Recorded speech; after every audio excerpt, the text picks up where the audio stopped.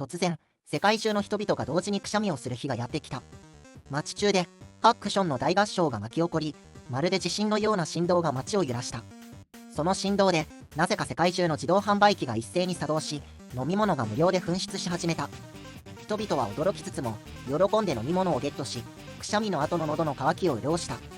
しかし、その飲み物には思わぬ副作用があり、飲んだ人全員が突然ダジャレを言い始めるという珍事が発生した。